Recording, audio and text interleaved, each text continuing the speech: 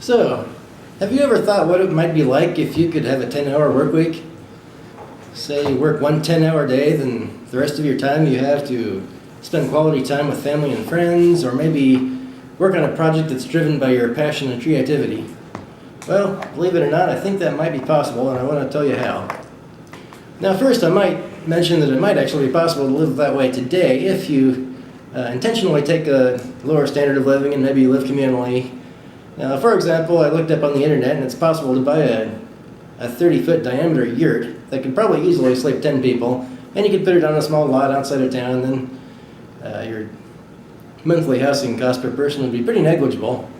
And if you communally cook staples, you could probably easily eat on $200 a month or so, then you'd have some money for bus transportation and hopefully healthcare. That might be a stretch, but yeah, I'm thinking if you have a job where you can earn $15 an hour, you might earn $600 or $700 a month, and so it could be done. That's not the point, though. I'm not saying we need to live like that, but it could potentially, theoretically, be done today. Now, to get it so that everyone in society is living like that, I have a three-pronged approach. Number one, robots, automation, robots everywhere doing everything. The advances in robotics technology over the last several years has been amazing. They can now be manufactured relatively inexpensively. Their quality continues to improve. They can do pretty much everything you can do.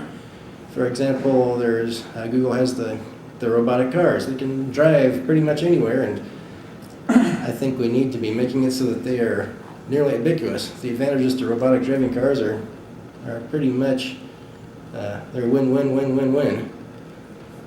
And I can also imagine, say, a restaurant that's fully robotized.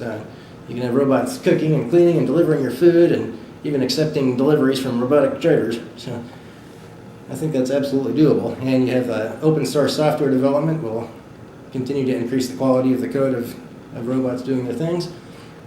Now, there are some concerns.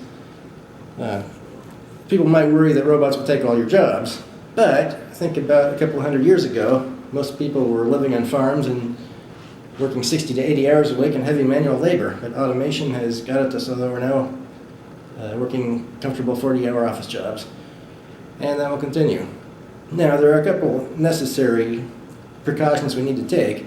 Number one, robots need to be owned by the average common people, not all owned by the rich.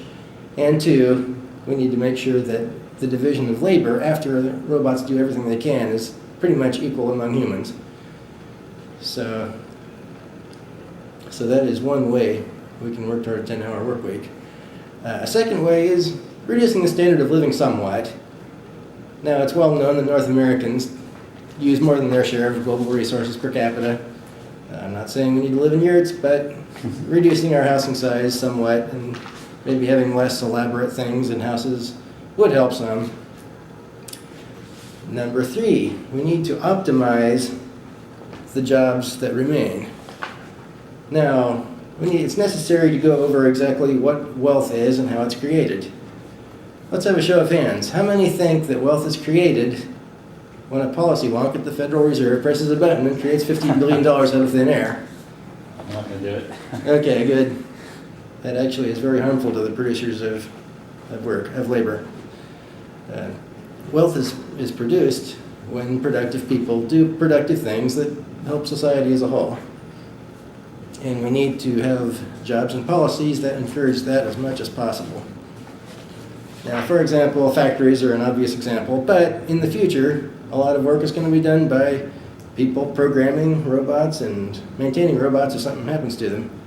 And personally, I would much rather spend 10 hours a week programming robots than 40 hours in some factory somewhere. So that's a good thing. Now, what about harmful, or neutral or harmful activities? Let me pick on Groupon a little bit. Groupon is basically an abstraction layer between you, the buyer, and people who do productive work. So technically, people that work there are not actually adding productive value to society. I mean, it might feel like it sometimes, but they're actually not.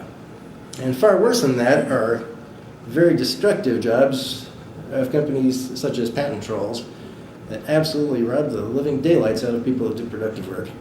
They need to be destroyed as quickly as possible, and I'm thankful that Rackspace is is engaged in legal battles against them. Finally, along the same lines, we need to have government policies that encourage productive work and minimize bureaucracy and red tape. Those are all absolute enemies of an efficient lifestyle where we can all spend as little time at work as possible. So there you have it. Thank you. Great.